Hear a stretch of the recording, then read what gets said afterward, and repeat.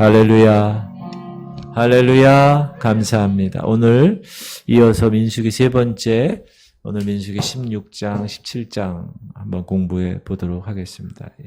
오늘 내용은, 두 장의 내용은 고라라는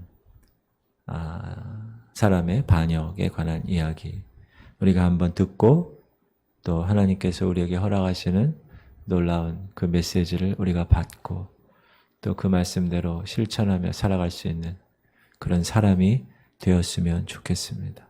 할렐루야. 고라가 누굽니까? 고라는 모세 사촌이죠.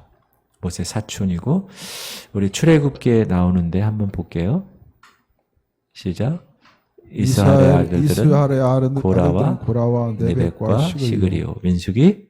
레위의 증손 고핫의 손자 이스라엘의 아들 고라와 르우벤 자손 엘리압의 아들 다단과 아비람과 벨렛의 아들 온이 당을 짓고. 네. 지금 오늘 16장 본문 1절에 보면 그 모세의 사촌인 고라와 그 다음에 온이란 두 사람이 당을 짓고 이렇게 나옵니다. 당을 지었다.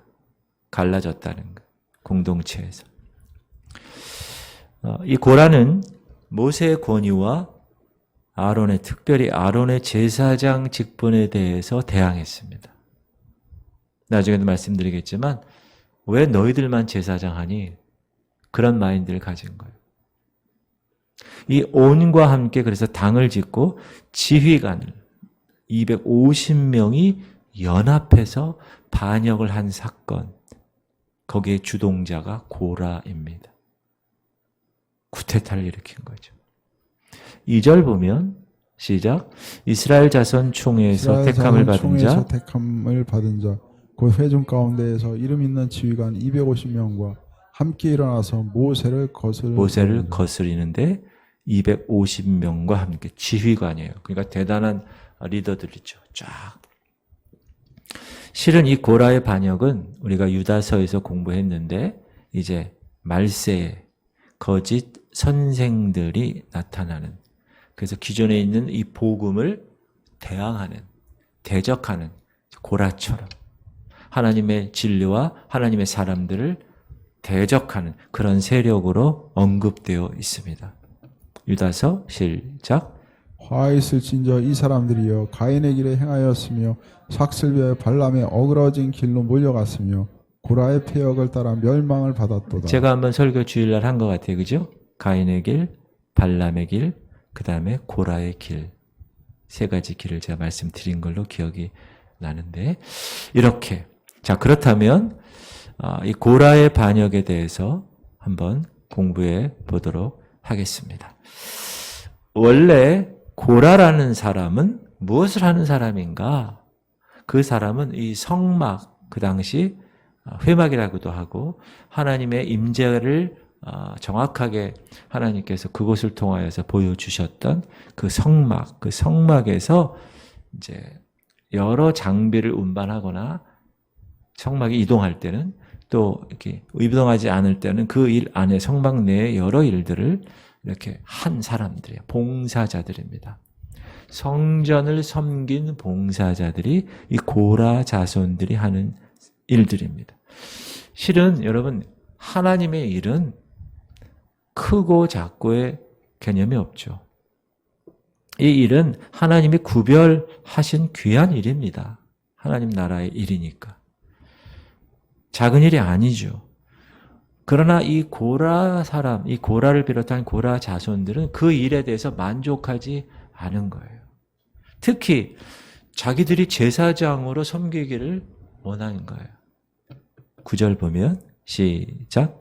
이스라엘의 하나님이 이스라엘 회중에서 너희를 구별하여 자기에게 가까이 하게 하사 여호와의 성막에서 봉사하게 하시며 회중 앞에 서서 그들을 대신하여 섬기게 하심이 너희에게 작은 일이겠니? 야, 너희를 구별해서 하나님 전 안에서 봉사하게 하는 것, 회중들을 대신해서 섬기게 한 것, 그게 작은 일이니? 작은 일이 아니라는 거예요. 그런데 10절 시작. 하나님이 너와 내 모든 형제 레위 자손으로 너와 함께 가까이 오게 하셨거늘 너희가 오히려 제사장의 직분을 구하느냐. 그렇게 하나님 가까운 데서 봉사하고 사역하게끔 했는데 너희들이 지금 제사장 직분을 오히려 구하니?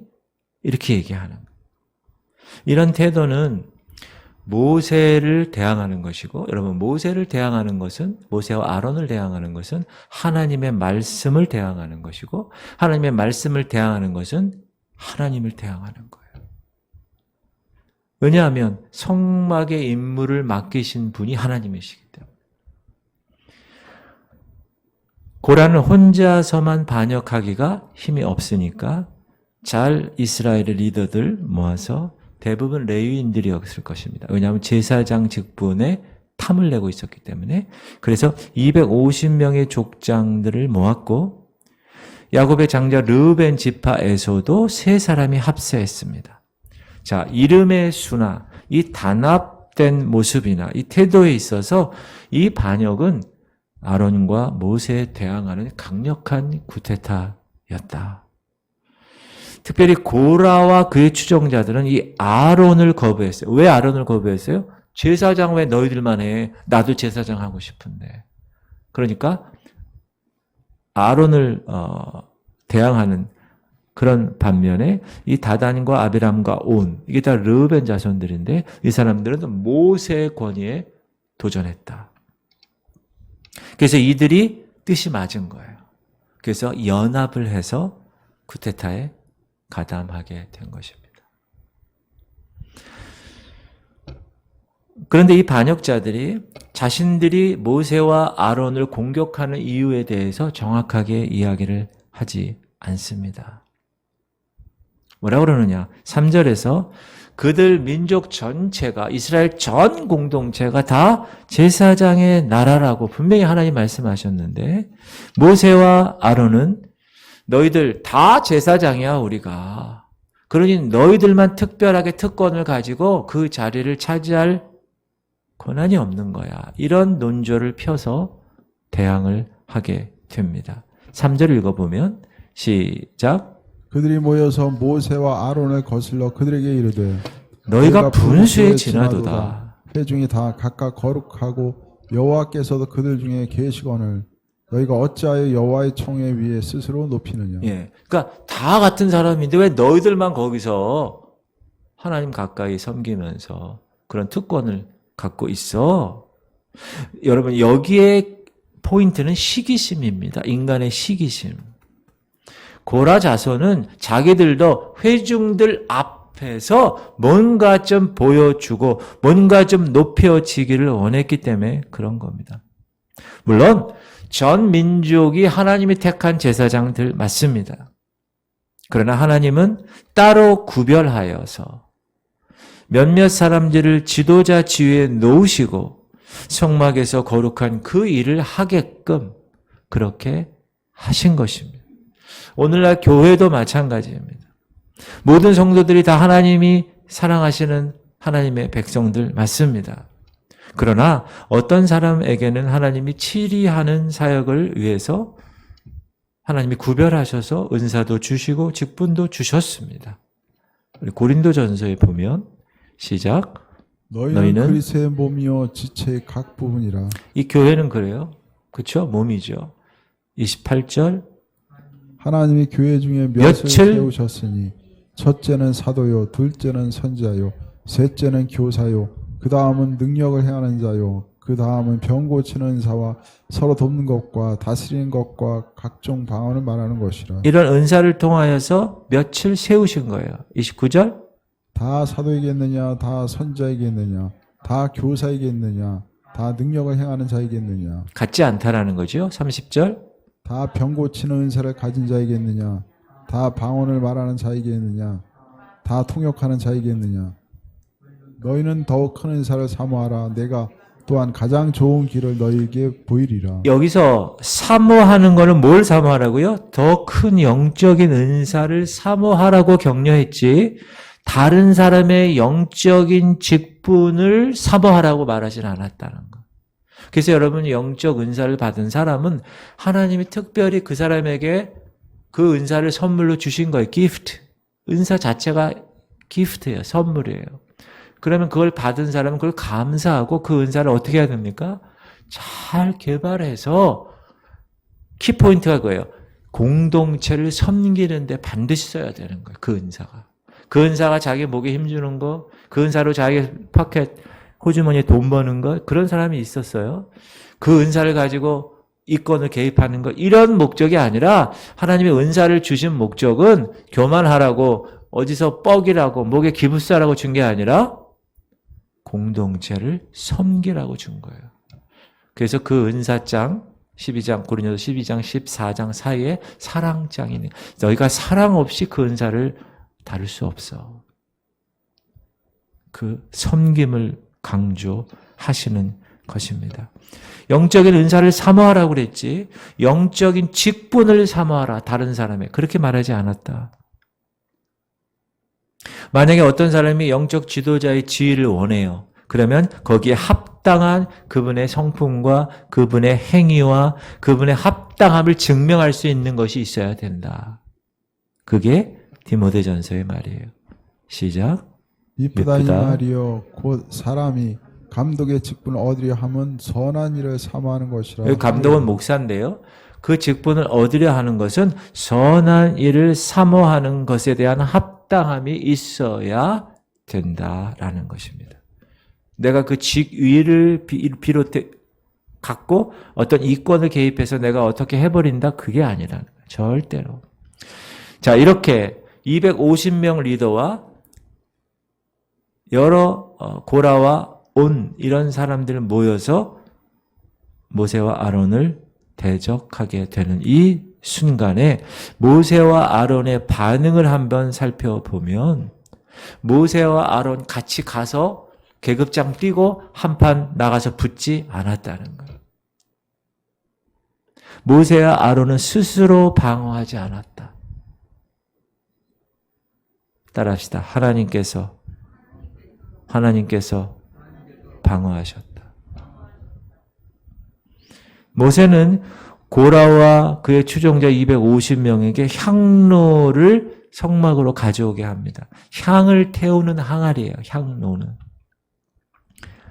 그리고 여기서 그 향로를 통하여서 너희들이 옳은지 우리가 옳은지 하나님이 나타내시는 것을 보게 했다. 그래서 다단과 아비람을 불러오라고 그랬어요. 근데 다단과 아비람도 모세의 권위를 인정하지 않아요. 그래서 모세가 그들에게 가요. 자, 여러분, 주의 종이 어느 집의 신방을 가면 축복이 돼야 돼요. 그러나 여기서는 그렇지 않아. 여기선 저주와 징벌을 이 모세의 방문을 통하여서 이들이 받아요. 자, 25절 시작. 모세가 일어나 다단과 아비람에게로 가니 이스라엘 장로들이 따랐더라. 이 반역자들의 핵심은 뭐냐?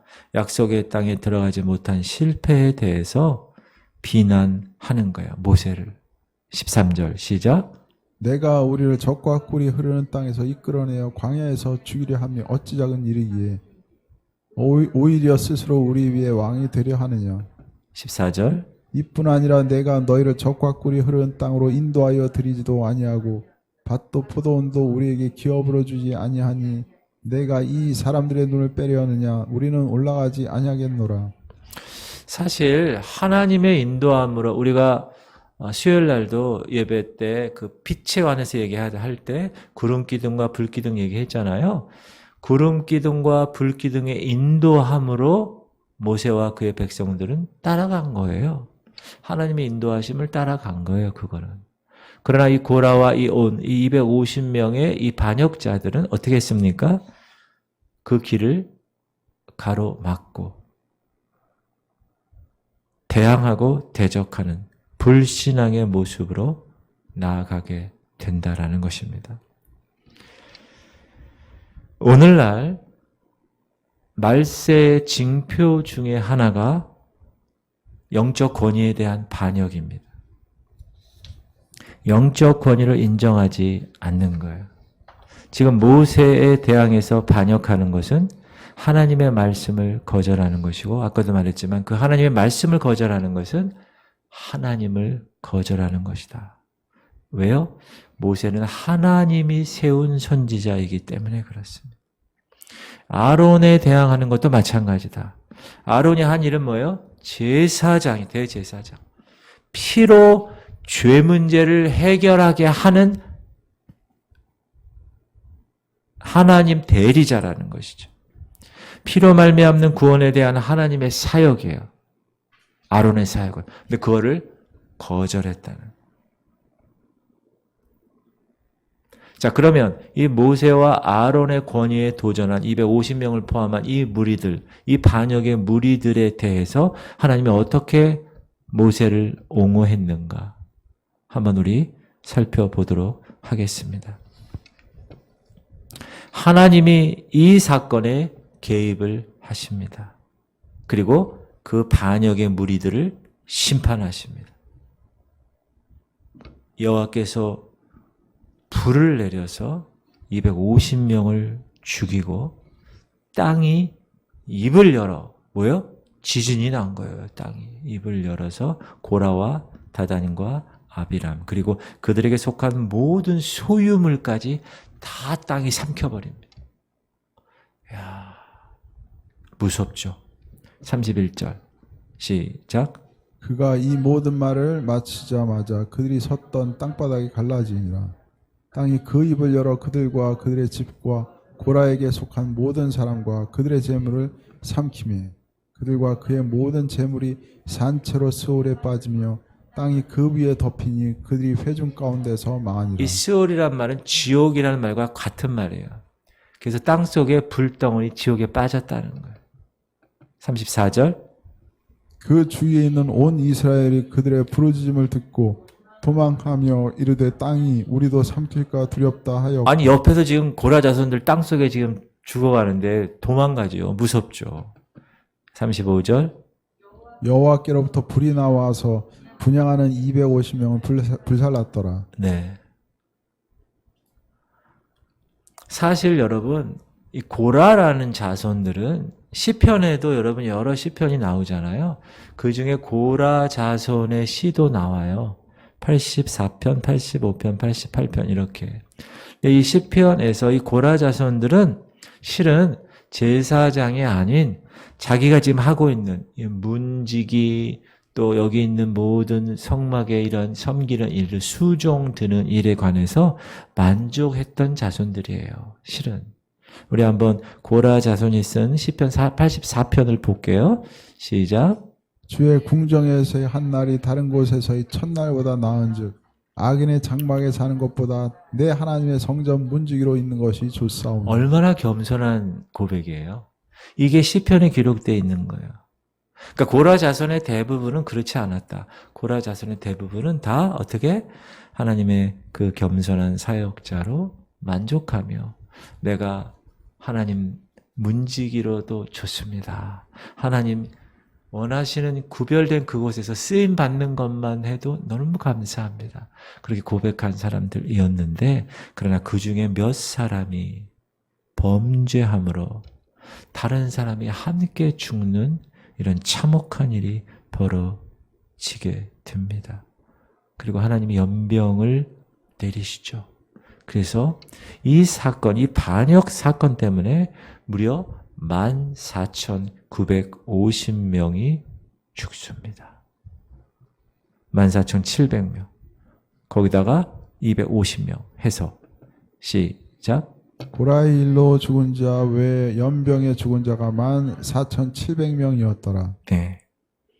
그러므로 고라의 반역, 고라와 온 250명, 이 무리들의 반역의 결과는 뭡니까?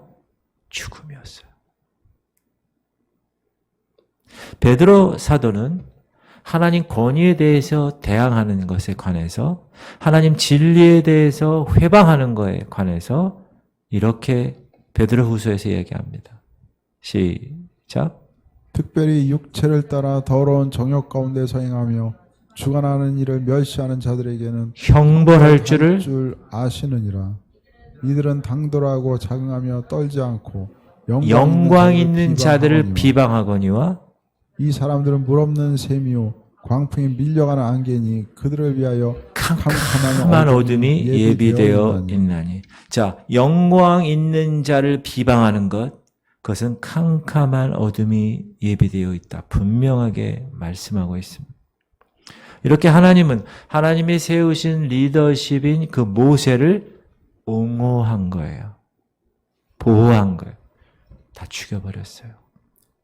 반역자들을. 사랑하는 성도님들, 제가 가나안 목장 헌신 예배 때 말씀드린 것 같이 한나는 자신의 기도하는 모습을 술 취한 것으로 알았던 그 영적으로 무지했던 엘리 제사장, 그 제사장을 무시하지 않았어요. 야, 목사가 나보다 영성이 없어? 목사가 나보다 기도를 안 하네? 목사가 말씀도 몰라? 대적하거나 부정적으로 반응하지 않았다.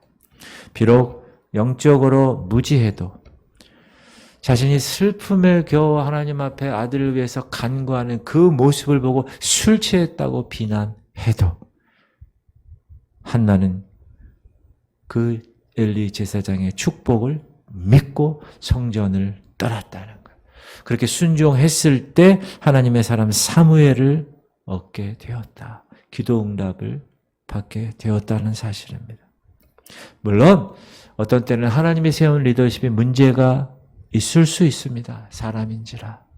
영적으로 넘어지고 사단의 덫에 걸릴 수 있습니다. 그러나 그럼에도 불구하고 하나님이 세우신 영적 리더십에 대해서는 하나님이 판단하시고 하나님이 처리하시는 하나님의 영역이라는 사실을 꼭 기억하시고 우리의 영역이 아니라는 거예요. 고라는 그것을 알지 못했다.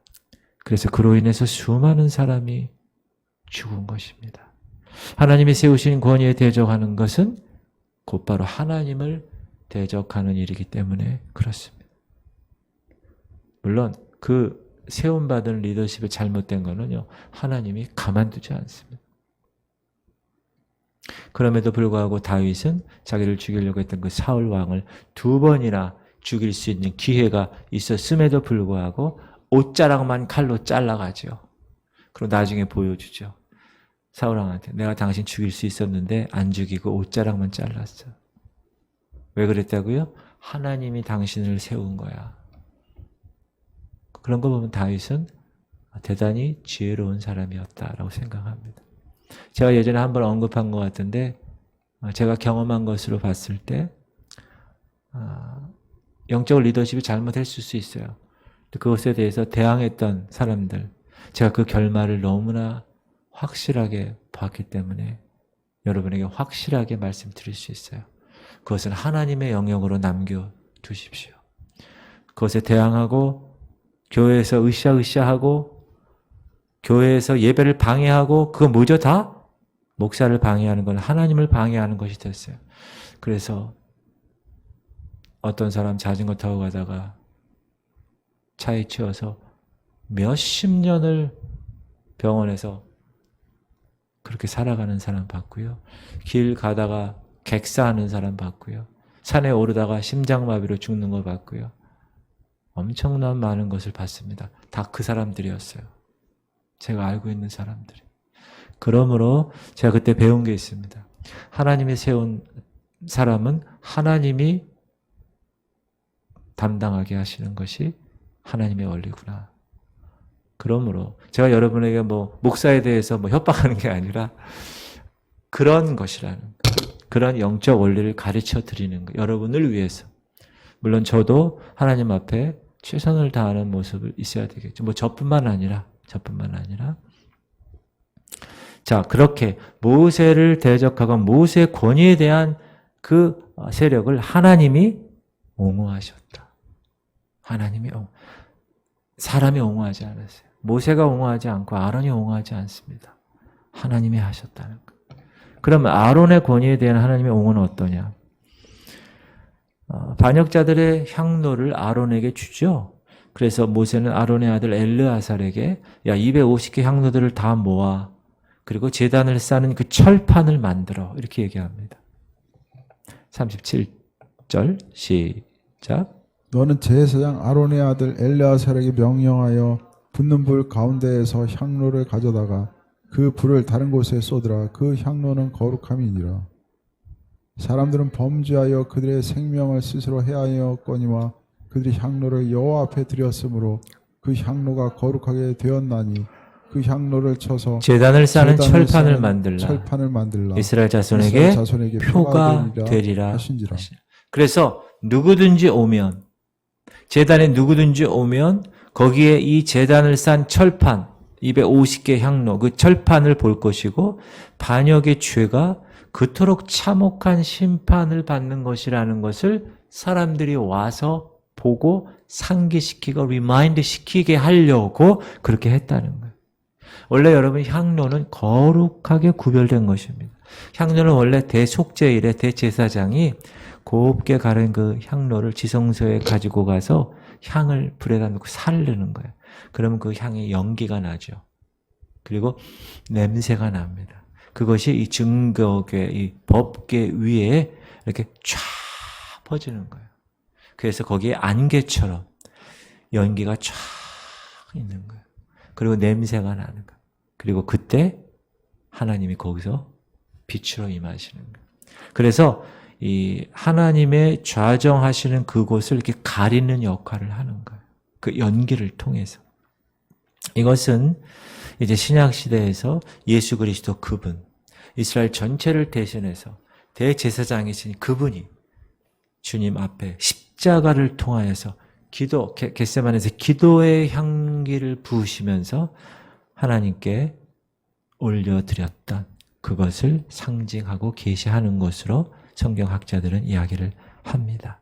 그리고 아론이 백성의 중재를 허락할 수 있게끔 하나님께서 말씀하십니다. 자, 분명히 여호와의 불이 나와서 분향하는 250명을 불살라 죽인 사건을 이들이 경험했어요. 이들이 눈으로 봤어요. 그런데도 불구하고 그 다음 날 다시 반역합니다. 이런 걸 뭐라고 그래요? 겁도 없다고 그러지. 41절 시작. 이튿날 이스라엘 자손의 온 회중이 모세와 아론을 원망하여 이르되 너희가 여호와의 백성을 죽였도다 하고 회중이 모여 모세와 아론을 칠 때 회왕을 바라본즉 구름이 회왕을 덮었고 여호와의 영광이 나타났더라. 그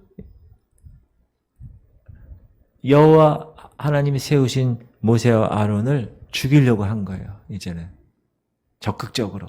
그랬더니 여호와 하나님이 나타나신 거예요. 그 자리에. 인간의 법이, 인간의 판결이 결코 인간의 마음을 돌이킬 수 없다는 것을 보여줍니다. 여러분, 사람은 그 현장에서 죽어가는 것을 봤음에도 불구하고 변하지 않았다는 거예요. 인간을 변화시킬 수 있는 것은요, 오직 하나님의 은혜뿐입니다. 이스라엘의 온 회중은 모세와 아론에 대항해서 다 모여가지고 살인자를 고백하는 거예요. 너희가 여호와의 백성을 죽였도다. 하나님이 죽인 건데. 그리고 죽이려고 했어요. 모세와 아론을. 그러나 하나님이 개입하시고 하나님의 종들을 방어해 주십니다. 만약 여러분 모세가 좀 편협한 사람이었다면 그 재앙이 백성을 완전히 멸망시키도록 버려두었을 것입니다. 왜 그랬죠? 자기를 대적했으니까. 여러분, 목사를 대적하는 성도에 관해서 이 목사가 저 성도 그냥 죽여버려. 하나님 죽이십시오. 이렇게 얘기할 수 있을 수도 있겠죠. 인간적인 마음으로. 그러나 모세는 그렇게 하지 않았습니다. 형 아론 제사장을 통하여서 자기 향로를 가지고 그 재앙의 가운데로 들어가게 함으로 심판을 멈추게 하십니다. 46절 시작. 이에 모세가 아론에게 이르되 너는 향로를 가져다가 제단의 불을 그것에 담고 그 위에 향을 피워 가지고 급히 회중에게로 가서 그들을 위하여 속죄하라. 여호와께서 진노하셨으므로 연병이 시작되었습니다. 아론이 모세의 명령을 따라 향로를 가지고 회중에게로 달려간즉 백성 중에 연병이 시작되었느니라. 이 백성을 위하여 속죄하고 죽은 자와 산자 사이에 섰을 때 연병이 그치니라. 이 대제사장 아론은 뭐예요? 하나님과 사람 사이에서 중재 역할을 하게 된 겁니다. 그런데 백성들은 그걸 몰라요. 백성들을 향한 이 아론과 이 모세의 사랑과 희생을 깨닫지 못합니다. 여러분, 향로 250개와 아론의 향로 하나가 어떻게 해요? 아론의 향로 하나를 이겨내지 못하는 거예요. 예수 그리스도 그분은 저 하늘 보호자를 떠나서 이 땅에 오셨습니다. 산자와 죽은 자 앞에 서셨어요. 그리고 죄의 삭세, 사망할 수밖에 없는 저희를 사망 권세에서 끌어내셔서 구원의 반열에 살아있는 생명의 성령의 법으로 자리를 옮겨주셨다.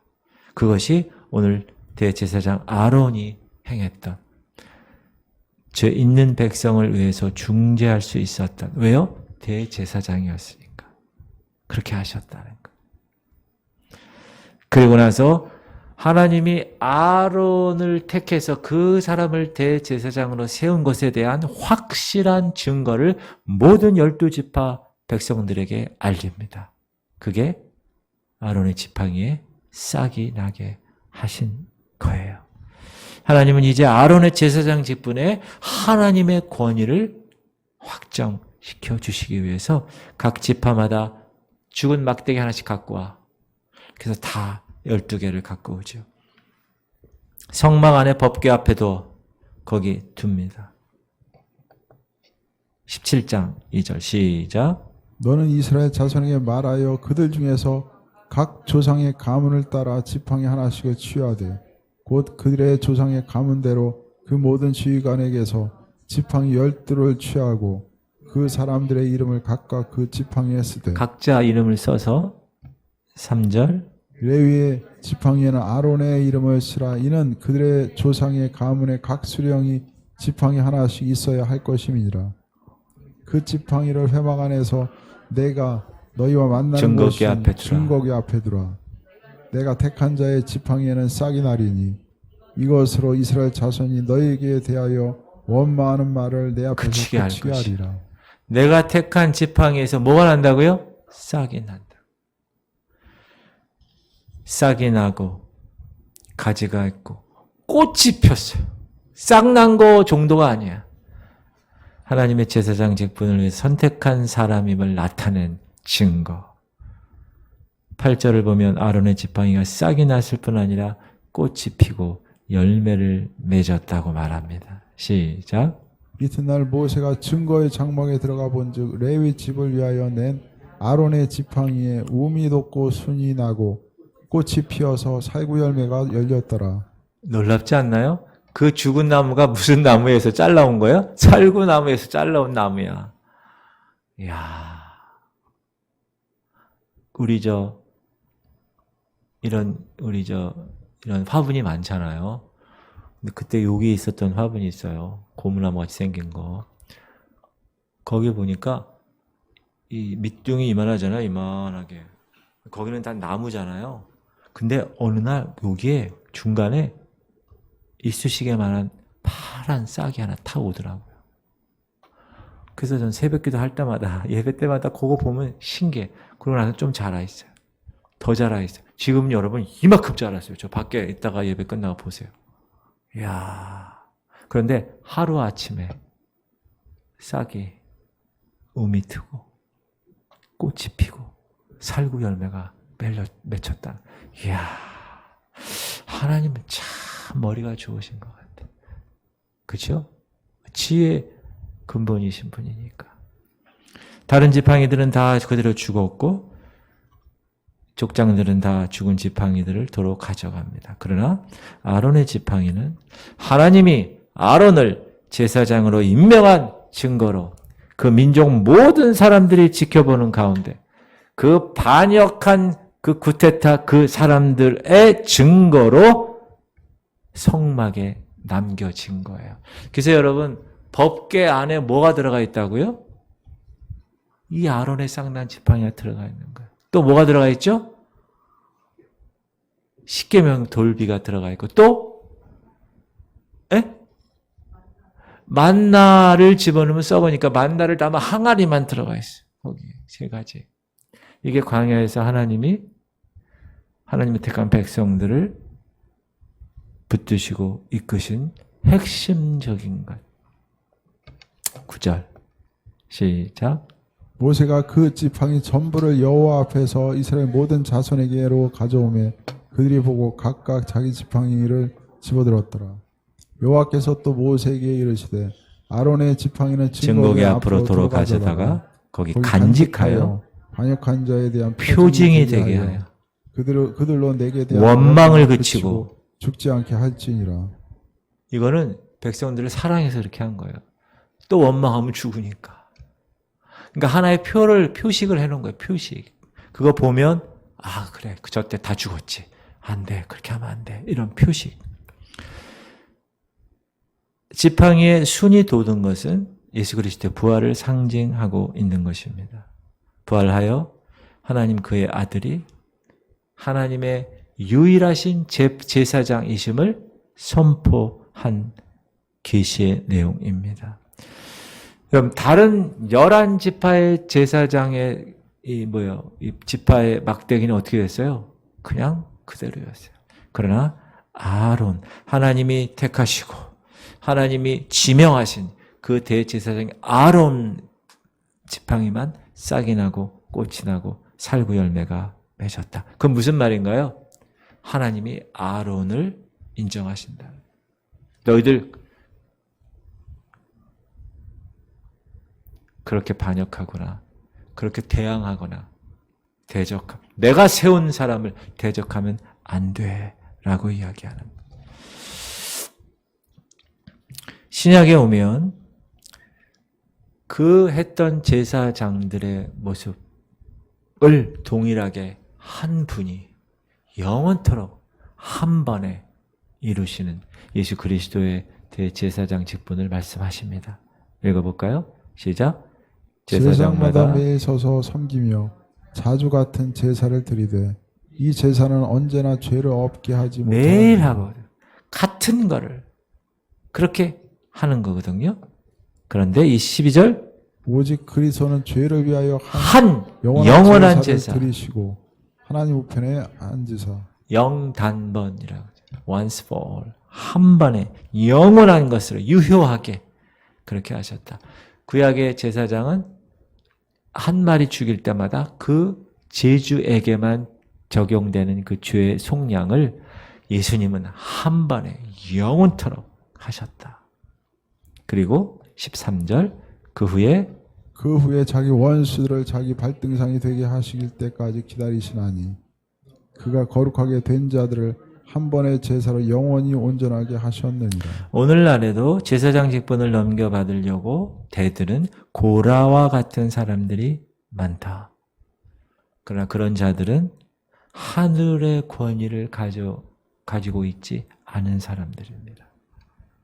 여러분 12절과 13절 보면 백성들이 하나님의 능력이 나타나는 것을 보고 두려워합니다.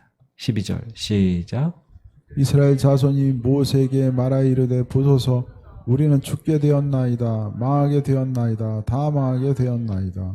13절 가까이 나아가는 자 곧 여호와의 성막에 가까이 나아가는 자마다 다 죽사오니 우리가 다 망하여야 하리이까. 자, 15,000명 이상의 죽은 자들이 하지 못한 일을 죽은 지팡이에서 난 그 새싹이 성취할 수 있었다.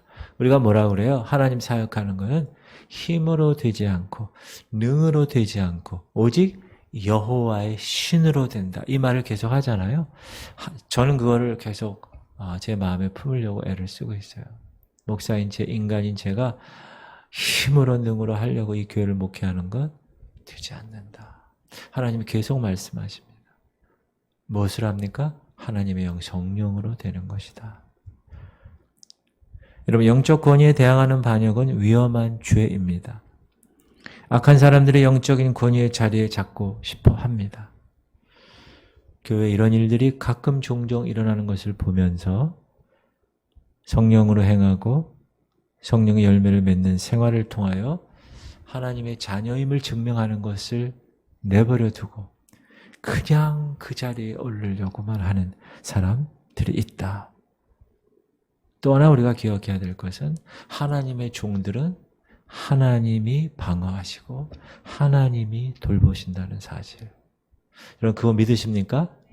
여러분들도 마찬가지입니다. 하나님은 여러분들을 각 택한 족속이라고 그랬어요.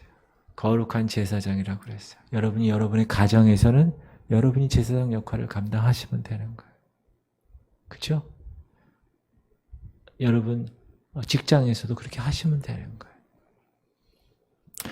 사랑하는 성도님들, 보이지 아니하시는 하나님은 각 교회 공동체에 보이는 하나님의 종인 목사들을 세우셨습니다. 세움받은 목사는 하나님의 뜻을 맡겨진 그 교회를 위해서 최선을 다해야 되죠. 동시에 교회 공동체에 속해 있는 성도들은 그 세움받은 목사의 권위를 인정해야 한다. 고라처럼 대적하여 죽음을 맛보는 그런 우를 범하지 말아야 된다. 그게 오늘 말씀의 핵심입니다. 그 세움받은 목사는 더 잘해야 되겠죠. 왜? 하나님이 다이렉트로 그를 판단하시고 심판하시니까. 그래서 우리 사랑하는 성도님들은 세움받은 목사의 권위 인정하고 순종할 때 한나처럼 놀라운 기도의 응답과 하나님의 축복을 받는 주인공이 될 수 있다라는 사실을 꼭 기억하시기 바랍니다. 이제는 우리 주 예수 그리스도의 무한하신 은혜와 하나님 아버지의 극진하신 사랑하심과 성령님의 감동과 충만 교통 이루하심이 하나님 말씀대로 그 말씀 받고 순종하며 영적인 민감함으로 주님께 영광 돌리기를 선포하며 이 자리를 떠나는 하나님의 백성들 머리 위에 이제부터 영원토록 함께 하시기를 간절히 축원하옵나이다. 아멘.